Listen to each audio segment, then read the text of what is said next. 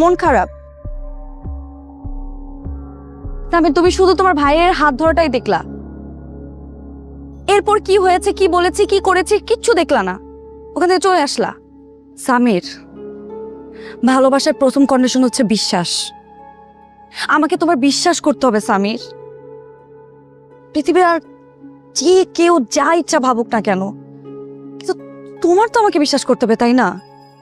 হ্যাঁ, হতে পারে যে আমার আর তোমার পরিচয়টা অস্বাভাবিকভাবে হয়েছে, এভাবে আমাদের বিয়ে হওয়াটা হয়তো বা হট ছিল না, কিন্তু আমি আমি নিজেও জানি না, আমি এই প্রশ্নের উত্তর আমি নিজেও দিতে পারবো না যে আমি কেন তোমাকে বিয়ে করেছি।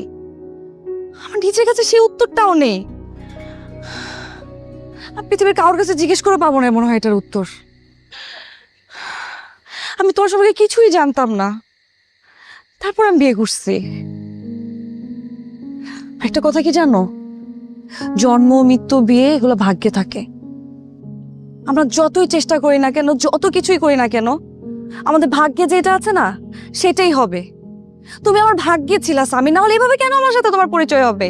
আমি তো তোমার সম্পর্কে কিছুই জানতাম না, হুট করে তুমি আসলে আর আমি তোমাকে বিয়ে করে ফেললাম। হ্যাঁ, এটা সত্যি যে ওই সময় আমার আর করার মতো কিছু ছিল না, দেয়ালে পিঠ থেকে গেছিল। সৎ বাবা অন্য একটা মানুষের সাথে আমার বিয়ে ঠিক করেছে, যে লোকটা আমার থেকে অনেক বড়। তাকে বিয়ে করতে হবে আর না হয় আমার কোনো অপশনই নাই। মাত্র তোমার ভাইকে ছাড়া আমি কিচ্ছু বুঝতাম না।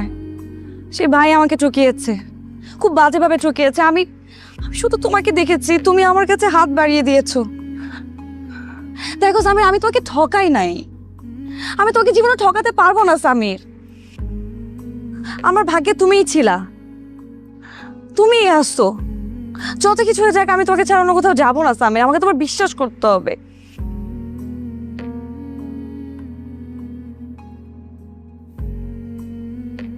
এই মেয়েরিন তোমাকে বলছে, শুধু যদি বিশ্বাস করে থাকি, শুধু তোমাকে। এই হাতটা যখন ধরেছি, ছাড়ার জন্য ধরিনি, সারা জীবন ধরে রাখার জন্য ধরেছি। ছেড়ে যাবো না তোমাকে, শুধু আমাকে একটু বিশ্বাস করো, আমার পাশে থেকো।